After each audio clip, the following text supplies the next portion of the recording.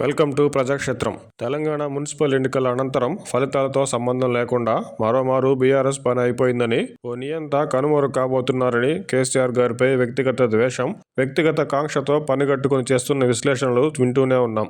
కేంద్ర ప్రభుత్వం వరుసగా విడుదల చేస్తున్న నివేదికల్లో బీఆర్ఎస్ పాలనలో 90 లక్షల ఎకరాల ఆయకట్టు పెరిగిందని, ధాన్యం, ఇతర వ్యవసాయ ఉత్పత్తుల్లో తెలంగాణ దేశంలో తొలి స్థానంలో నిలిచిందని, గత 10 ఏళ్ల ఐటీ ఎగుమతుల గ్రోత్ రేట్లో హైదరాబాద్ తొలి స్థానంలో ఉందని చూస్తూనే ఉన్నాం. కేసీఆర్ గారు ముఖ్యమంత్రిగా ఉన్న సమయంలో తెలంగాణ సాధించిన విజయాలను చెప్పాలంటే గుండు సూది గుచ్చినట్టు సురుక్కుమంటుందేమో తెలియదు కానీ పదే పదే కేసీఆర్ గారిని నియంత అంటూ చెప్పడం ద్వారా పైశాచిక ఆనందం మాత్రం పొందుతున్నట్టు కనిపిస్తుంది. టీడీపీ అధికారంలో ఉన్నప్పుడు వైసీపీ అధికారంలో ఉన్నప్పుడు టీడీపీ, బీఆర్ఎస్ అధికారంలో ఉన్నప్పుడు కాంగ్రెస్ స్థానిక ఎన్నికల్లో సాధించిన ఫలితాలు ఏ పార్టీవో తెలియంది కాదు.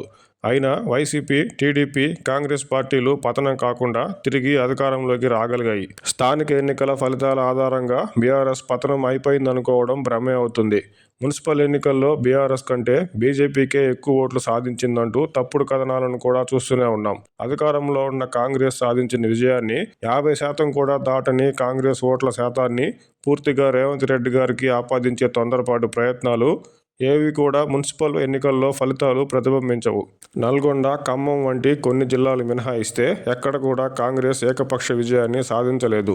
ముఖ్యమంత్రి గారి సొంత జిల్లాలో సైతం నల్గొండ, ఖమ్మం జిల్లాల మాదిరి ఏకపక్ష విజయాన్ని కాంగ్రెస్ సాధించలేకపోయింది. అలాంటప్పుడు మున్సిపల్ ఎన్నికల్లో కాంగ్రెస్ విజయాన్ని రేవంత్ రెడ్డి గారి ఘనతే అనడం సబబు కాదు కదా.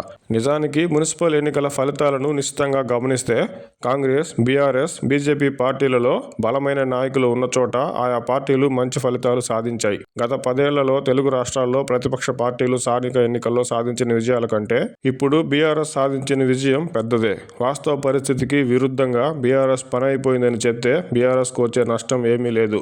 నిజానికి మున్సిపల్ ఎన్నికల్లో 38 మున్సిపాలిటీల్లో హంగ్ వచ్చిందంటేనే అధికారంలో ఉన్న కాంగ్రెస్ పార్టీకి ఎన్నికలు అనుకూలంగా జరగలేదని అర్థం చేసుకోవాలి. మున్సిపల్ ఎన్నికల నోటిఫికేషన్కు, ఎన్నికల తేదీకి కనీసం 2 వారాల సమయం కూడా ఇవ్వని ఎన్నికల షెడ్యూల్లో మొదటి వారం రోజులు బీఆర్ఎస్ నేతలు సిట్ విచారణలకు హాజరవడంతోనే సరిపోయింది. మిగిలిన వారం రోజుల్లో బీఆర్ఎస్ అగ్రనేతలు కొన్ని జిల్లాల్లో మాత్రమే ప్రచారం చేసుకోగలిగారు. అయినప్పటికీ బీఆర్ఎస్ చెప్పుకోదగ్గ స్థాయిలోనే ఫలితాలను సాధించింది.